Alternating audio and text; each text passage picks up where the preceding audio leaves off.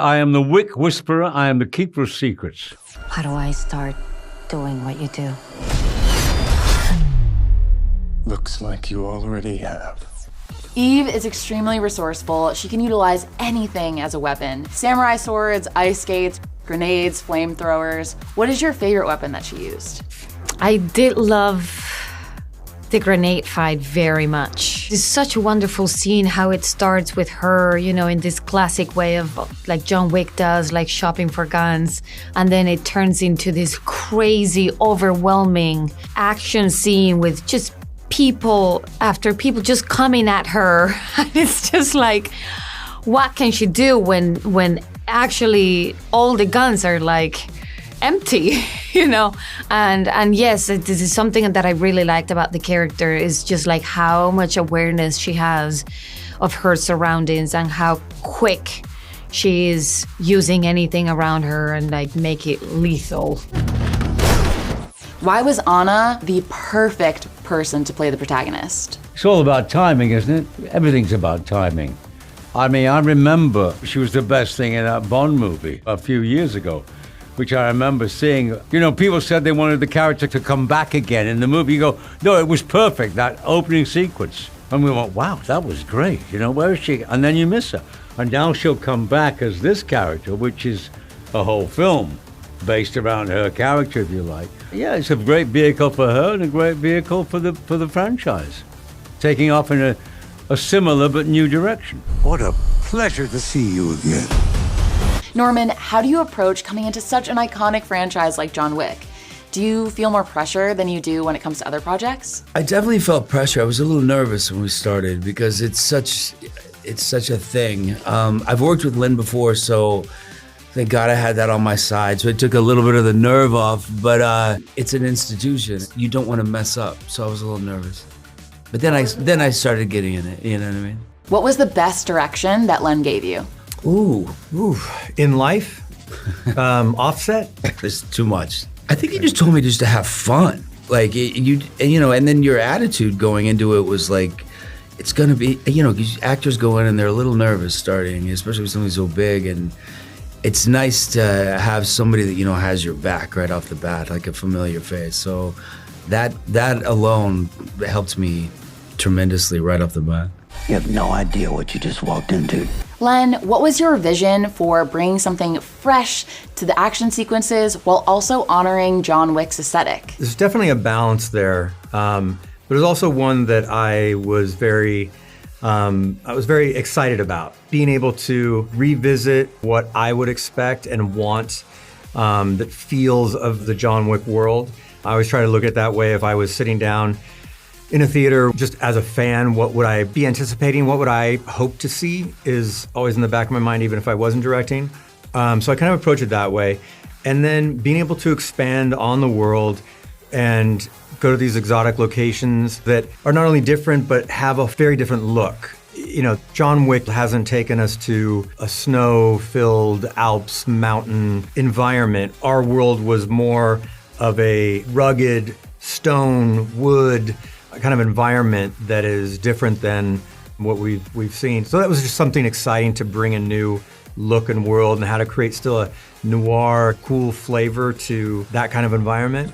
Your character's tattoos are central to her identity and the milestones that she achieves in her life. Yes. Did you have any input in the design? Actually, no, we didn't. I mean, yeah, I guess we did talk about the designs of the tattoos and all that. I think that the back tattoo with the cross is just the Roscaroma sign. Did you have a favorite tattoo? I actually love them all. I feel like tattoos are so cool and they say so much about the person, you know, that I love them all. I think they make her like really tough and, but I did love the cross on my arm, this arm, yeah.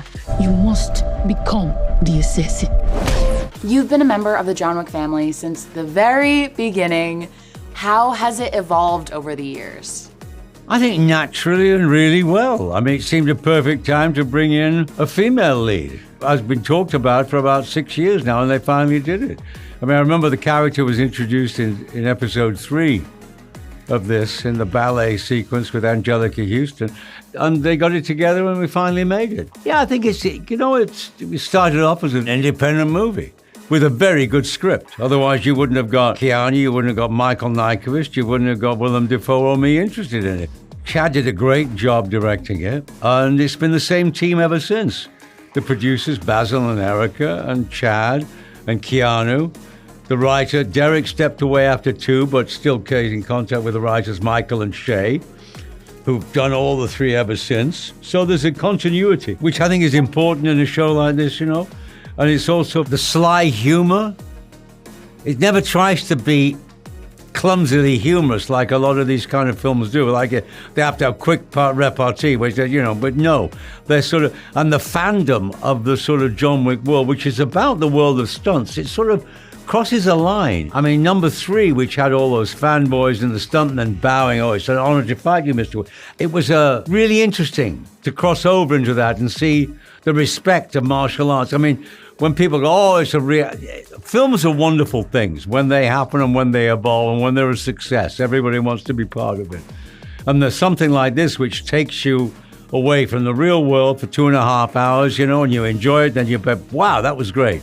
You either want to see it again or you want to see it the next time it comes around, you know, see it again and again if you can. So it's nice to be part of that down the years. You know, people remember it as this great franchise that went on. And who knows how long it could go on for, as long as Keanu feels up to it.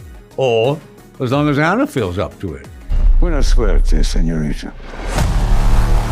At IMDb, we're all about trivia. Is there a piece of trivia that we can add to the film's IMDb page? The plate sequence that we did, the plate fight, they'd asked me, how many plates do you think we're gonna need? You know, breakaway plates. And they're very, very delicate. So even picking them up, they could break. They have one job and they do it well. And so you have to be very delicate. I thought it was gonna be a piece of cake. Ended up being a very difficult scene for them just not to break. Anyways, they said, is 100 plates gonna be enough? I said, that's more than enough. We went through all 100 plates to where we started taping them back together, the broken ones. And then they were like back and like gluing them back. So yeah, we went through 100 breakaway plates just for that, I don't know, probably a 15-second moment. I have a trivia. The young actress that plays young Eve, I had just worked with on Daryl Dixon season 1 in France. Oh, I love that. That cute girl, yeah, she was great, yeah. Do you happen to have any trivia that we can add to the film's IMDb page? No, I don't do that. I am the keeper. I am the Wick whisperer. I am the keeper of secrets. So you'll never, all to say is that I miss my old friend Lance Reddick. That's what I would like to say. We used to talk about our backstory with each other, about how we thought there were a couple of government operatives who, when the governments had no use for them anymore, they went into private business for themselves, and that's how they found themselves in this, or they were found to run this organization. So I'll miss talking about that. I'll miss talking about him, but otherwise, what a long, strange, great trip it's been. So there you go. There's so many moments, but I guess, you know, with the flamethrower scene, I had never worked with fire before, not in this way.